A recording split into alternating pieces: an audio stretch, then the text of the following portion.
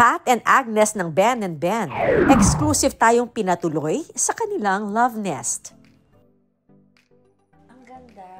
Parang yung nakita ko po yun sa TikTok na to make things seem like hindi sila makalat, you group them together. Kwentong against all odds noon. Pero paano nakuha ang basbas ng magulang ngayon? It was so wrong for young me to expect her to change right away, to change how she feels about me and about us na agad-agad. Parang that's one thing na I hope like lots of your kids will like realize someday na parang hindi mo pwedeng madaliin din yung approval ng parents. Ito ang pagmamahalang pinanindigan ni Pat at Ness. Be happy! Come with me, put your hands together, ta-da, let's be happy. You will see tomorrow's brighter, ta-da, let's be happy. Pilipino tayo, kaya lumalaban tayong nakangiti. Dahil Pride Month, ngayong araw na ito, special ang ating makakasama, sina Pat Ness ng Ben and Ben, at ipinahiram nga nila ang kanilang tinig para sa mga kapwa nilang LGBTQIA+. Tara, kausapin natin sila. Oh, there they are! Hi!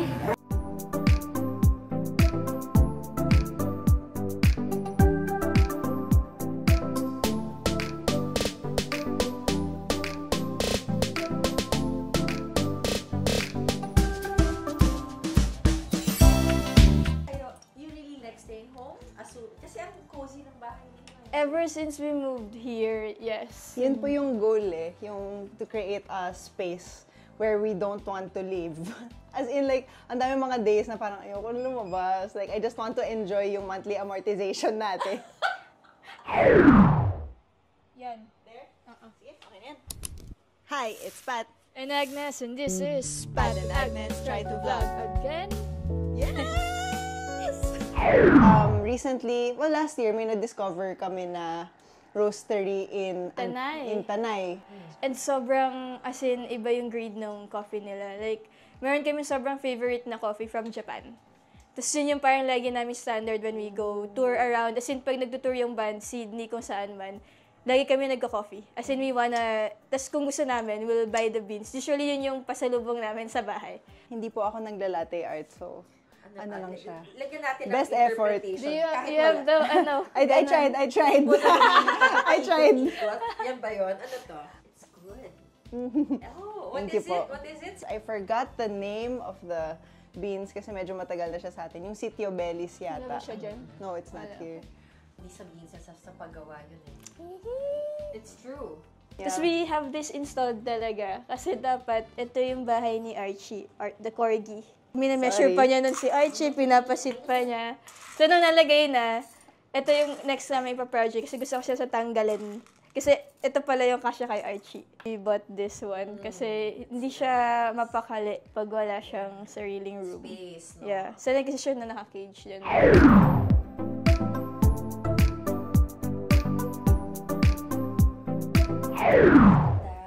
Parang yung nakita ko po yun sa TikTok na to make things seem like hindi sila makalat, you group them together. So like yung mga stitch na if I place them around the house, kung saan-saan, magiging makalat siya. But because pinagsama-sama ko sila, mukha silang part of a thing. Ito na yung sa akin. Then nagsishare din po kasi kami ng computer, ganyan. When we have like music work, we use this workstation naman. I see. Pero kasi yun yung parang push and pull namin. I grew up kasi sa bahay na si mama talaga madami siya. Yung usual Filipino household na. Maraming buting-ting. Yeah, like lahat ng mga... May kutsarang malaki. Ay, shoutout kay mama. Nanonood po siya ng vlog niya palagi. Yung mga giveaway sa mga baptism, lahat yun, as in naka-collect yan, bawal yan. So ako gusto ko lagi gusto ko ng minimalist na bahay, ganyan. Pero si Pat, hilig siya mag-collect sa may mga lahat. Di ba nag-end up ka with madaming buting-ting? So, nung ginawa din namin, dapat madaming shelf kasi madami siyang i-collect. Pero ikaw, asan yung gamit mo nga? I guess kaya nag-work kasi kung pareho kayo magamit. Yeah, Maybe that's it, no? Kaya it works kasi. Pareho kayo ng Baka wala ng space. Kung hobby kasi si Pat, mas marami siyang hobby na kung ano-ano. But ako, pag rest time, I really like playing games. So, I have like the PS5 and the phone. Okay na ako doon. I appreciate it na, so magkaiba kayo.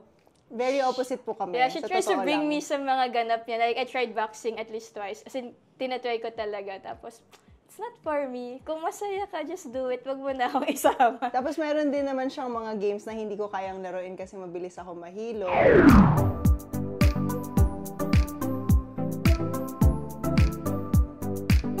Proposal. From sige. waiting, it was hard. You didn't rush it, but you wanted it. The journey, tell me about it. When did you propose and why did you wait too long? Sige. Were you waiting for the perfect time? Parang, it was in 2022 when, like, nag-move out na kami dun sa Batangas where we were staying with the whole band, ganyan. Tapos, sobrang mundane lang niya talaga. Like, I had a dentist appointment in Eastwood. As in, I had a dentist appointment sa Eastwood area. Tapos, mag-isa lang ako. Tapos, I went to this pet store. Naghahanap lang ako nag-window shopping lang ako. And then I saw this dog puzzle na baka pwede kay Archie, ganyan, sabi ko.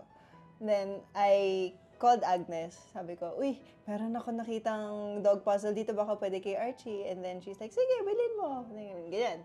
And then, binaba ko yung phone. Tapos, nagka-realization, nagka-lightbulb moment na ako na parang, I think ito na yun. I think you're ready to propose. And I'm like, that whole hour na ako lang mag-isa, parang, okay, sige, game ako dito. Bakit nga ba? There's just this feeling of knowing. I feel like, alam mo yun, yung parang, when you're with this person, parang, okay, happy ako dito, content ako dito, this is what I see for the next how many years of my life. Ready ako. Ganon. And then, there's also this feeling na, I'm not sure if, like, majority of people would understand na parang gusto mo lang lalo i-deepen yung commitment mo sa isang tao. That's what it was for me. So like, I wanted it's not just the legal side of it all. Kasi kung i-consider ko talaga yung legal side, that's not happening nung time na yun, di ba? So like, what I wanted was to deepen my commitment to Agnes.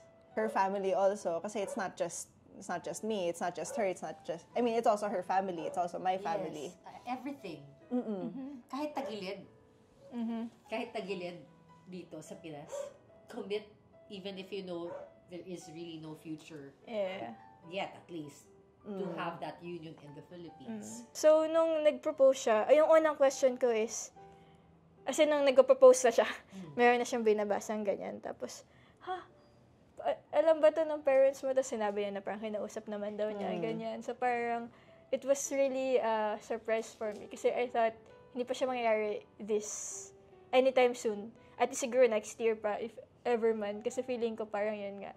Kasi ever since na nag-out na din kami, parang yung isa sa mga pinaka-gusto namin gawin is ma-accept kami ng families namin. So it's, talaga siya, like parang,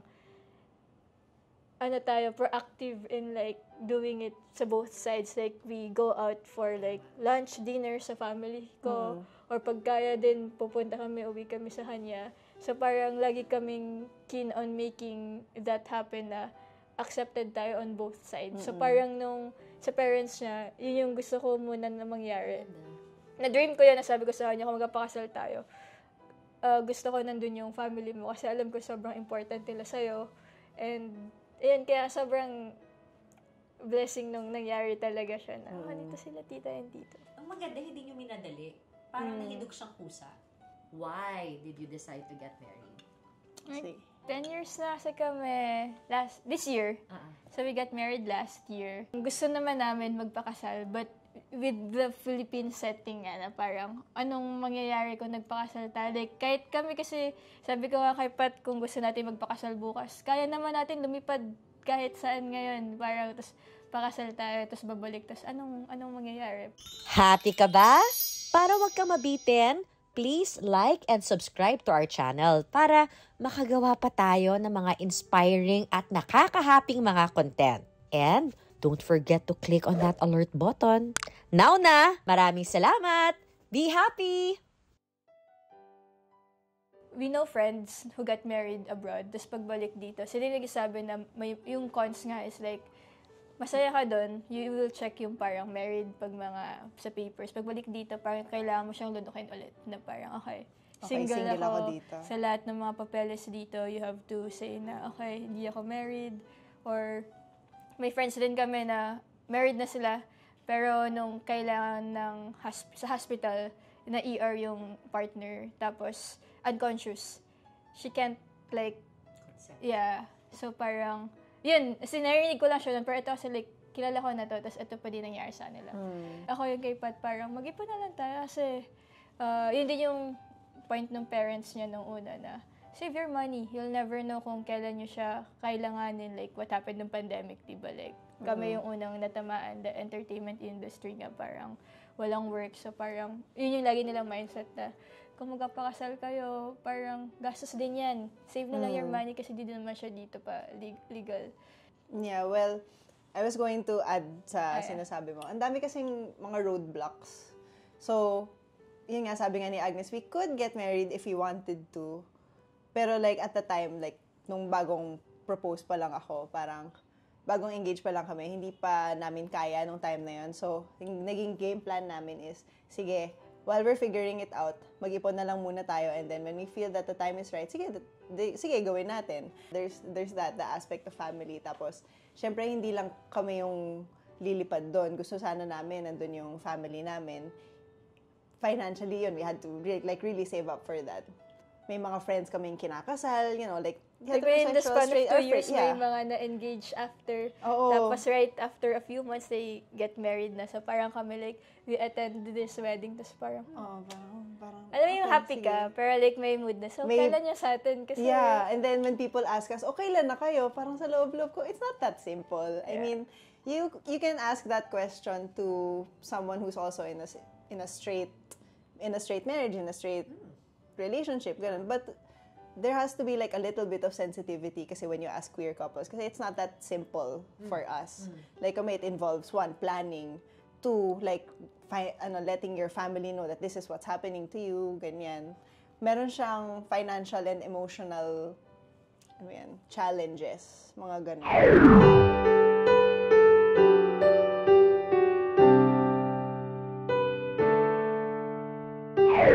They can get married here. They can have the rights here. Lahat gawin yung joint, legal yun. Pero sa amin kasi hindi eh.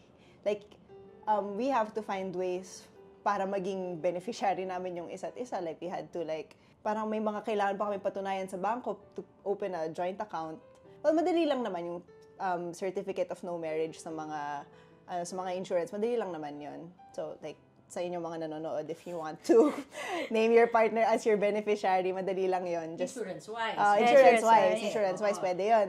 Pero yun nga, actually, yun yung point ng lahat na to. Kasi yun yung struggle talaga nating buong community na LGBTQIA. Kasi parang, dapat ito, normal, right siya ng lahat eh. Except for us ngayon. Kasi wala pang existing na law dito sa Pilipinas. Kasi dito, single pa rin kami. We're kind of living yung life ng married couple na. So, what's missing na lang talaga is like, yung... Basbas. Yeah, basbas na yun. But for me, kasi nga dahil hindi pa siya dito legal, I was really... Kung ako lang, I was willing to wait for the Philippines na maging batas siya dito. Today is our 10th anniversary and today din namin dinecide na i-celebrate yung wedding namin kasi kinasal kami sa States nung November. But wala yung karamihan ng family and friends namin. So today namin siya isi-celebrate. Iba din yung feeling when you're attending it. Tapos nakikita mo in your... Para siyang more than labas na yung batas. Pero yung feeling of being celebrated, pumunta kami dito sa event na to and ang point lang nito is to celebrate yung love ng dalawang yan. Kung nandun ka and naniniwala ka and you're a witness and parang you're giving that support. Sabi namin, okay, I think that's enough for me to push tong wedding na to. Siguro it was about mga 2 weeks before we decided to get married in the States. Kasi we were looking at our options. Ang tawag dito, they do commitment ceremonies. Yan, that's the term. They do commitment ceremonies. And we were looking at that option. Pero Like, it was just floating around for a while until one night, bago kami matulog ni Agnes, sabi sa akin na parang, why don't we just get married in the States? And I'm like, game ako. I mean, like, I've always been game for that. That has always been my first option. But because she's the type kasi to explore options, I'm like, sige, bigay ko sa'yo yan. Go lang. Explore mo lang yan. Explore natin siya together. Let's see what will work for us. Tapos, I was telling our bandmates, yung batch namin na nandun na, Agnes and I have decided na magpapakasal na kami sa States. Sabay namin siya sa tour. Tapos, kinakwento ko na, I think mag-ano lang kami, sa civil wedding kami doon sa parang city hall nila. I forgot if county ba yung tamang term doon. Basta doon sa office nila doon, sabi ng kabanda namin, si Andrew. You know, my tito sa pastor who officiates same-sex weddings. Sabi ko, ha? Talaga? Sa same, siya city, same county siya, di ba? Yeah, same county California siya. din siya na okay. What? Talaga? Okay, sige, I'll get in contact with him, pero can you introduce me first? Ganyan. Tapos, the following day, may Zoom call na kami with the pastor. Tapos, how that went, nasa Zoom na kami. Tapos, parang kinakabahan ako kasi, ano ba yung feeling ko dito? Kasi first time kong makakausap ng pastor, ng religious figure, na wala akong na-feel na kahit anong judgment. Wala akong na-feel na kahit anong judgment. He was just freely talking to us as a couple, acknowledge na couple kami. Tapos para kaming pre-ka na. Parang isa to girl. Yeah. I think Wow. yung naging tricky doon kasi 2 weeks lang yung lead time namin before leaving dito sa Manila was yung dresses and yung rings. Yeah, kasi nag-check na nga ako ano yung pinakamabilis na online ring. Mayroong mga in 3 days daw, okay na yan, sige, basta umabot sa atin. Tapos, sabi ko lang, check mo nga lang. Kasi yung engagement ring namin, she proposed to me first. So, same shop din yung binilhan ko. So, may contact kami. So, check mo lang, message mo lang sila kung meron silang on hand. Tapos, kung kaya within 2 weeks. So, I meant, ipapush natin. Oo. Tapos, miracle din na parang, meron po kami, we can give it in a week.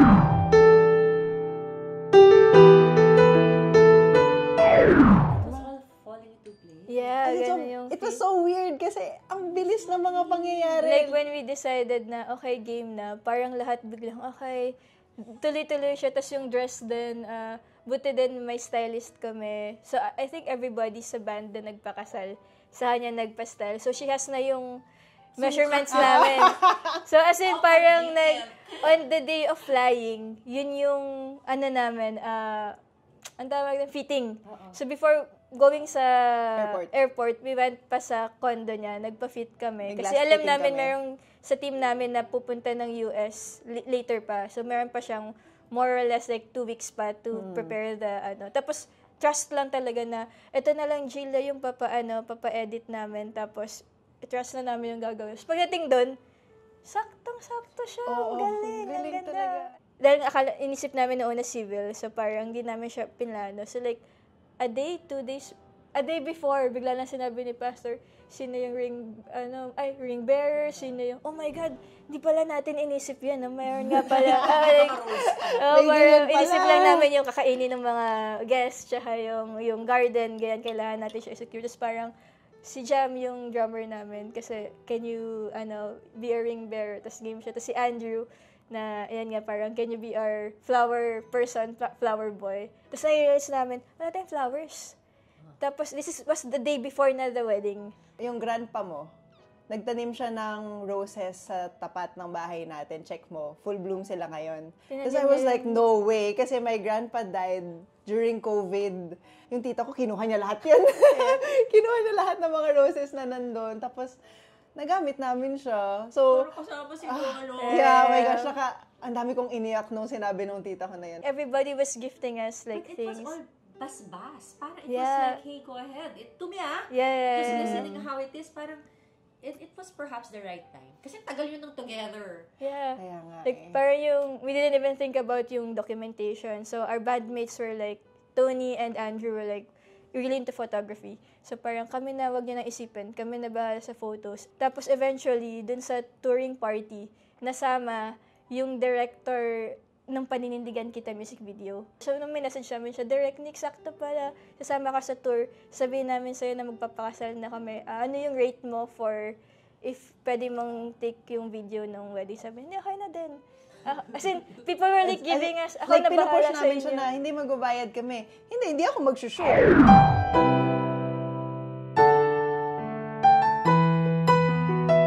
Ginastos pa ba kayo? Wala na. Ay, marami po. Meron ba din? Marami. Pero like, considering yung lahat ng mga sinasagot ng mga tao for us, parang na-feel namin na may malalait sila, lait sa akin na parang disappointed sila kasi bading ako. Pero at least ganito ako. So when we were doing yung wedding, lahat talaga yun. Kasi we didn't ask for any help. Like, we planned it from here, lahat ng mga kailangan tawagan, ganyan. So, nung dumadating siya kusa, kasi nga we didn't ask for those, parang, like, nagugulat kami. Doon kami na-overwhelmed na parang, people are Love willing pala to nila help talaga us tayo, kaya. ganon. Like, Parang bas-bas in many ways, not just attendance, yeah. no? Oo. Finger.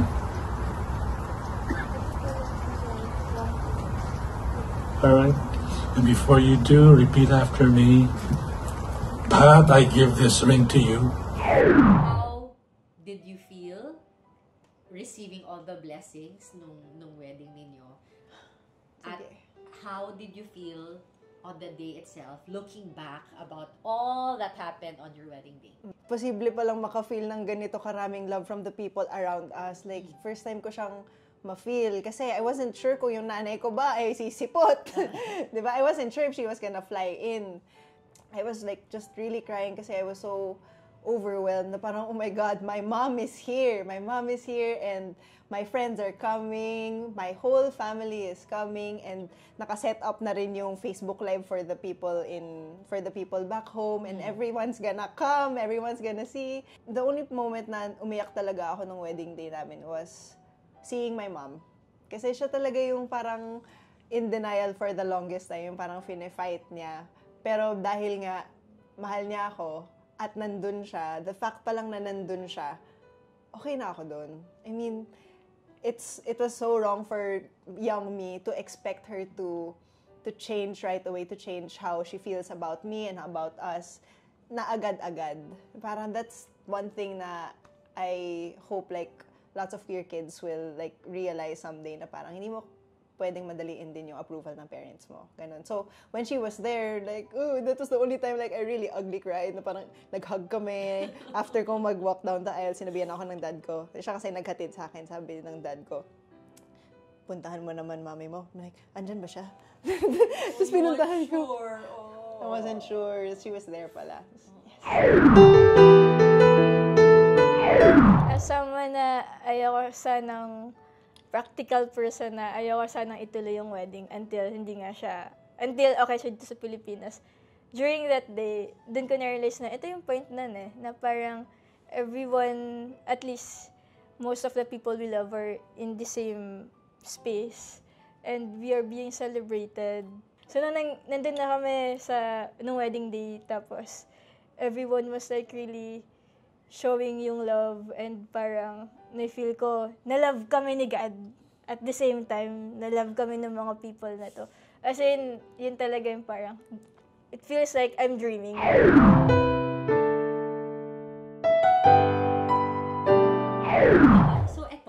So finally, hindi lang kayo na-out, pero seen yung relationship ninyo. Sa kwentong ito, ano ang gusto nyong mensahe? Nasa mensahe na tayo, naisip ba natin to? Ako actually, took us like 10 years and a lot of patience and waiting. Naniniwala talaga ako sa God's timing.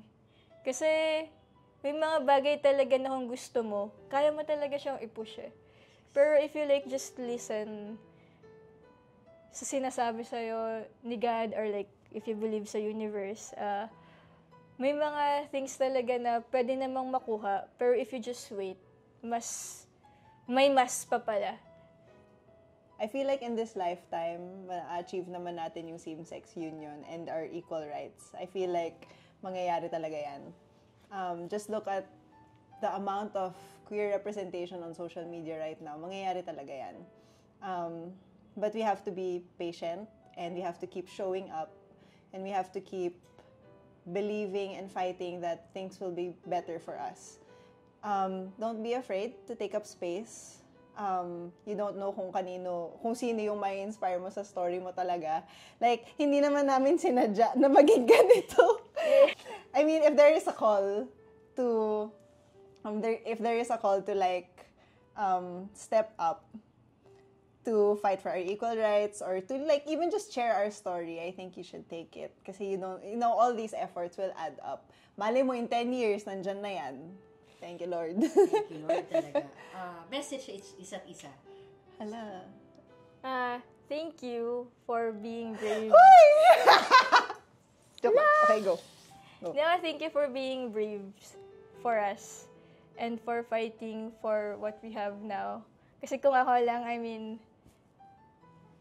I'm usually the kontento na ako dito. But you always dream of something more and bigger for us. And I don't think we'll be here kung hindi ka ganon. And you've been like fighting for it since day one. And that's why we have everything we have now, this beautiful home, yung loving family natin, and everyone here because of you. And ako, like, lahat na sinabi ko sa vows, I'm gonna still keep on pushing those for you and for us. You can't give me all the credit for that.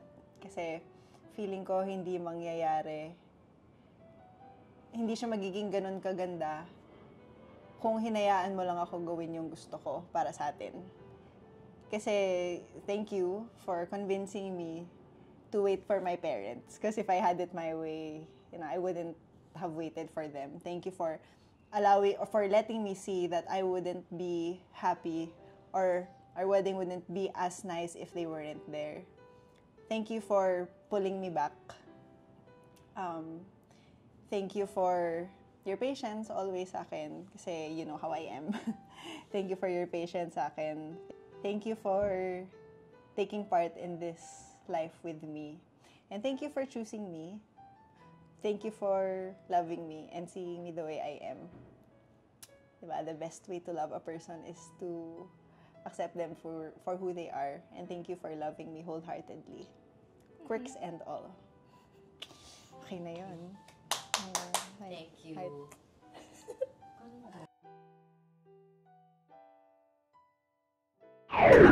And that's the other side of fatness.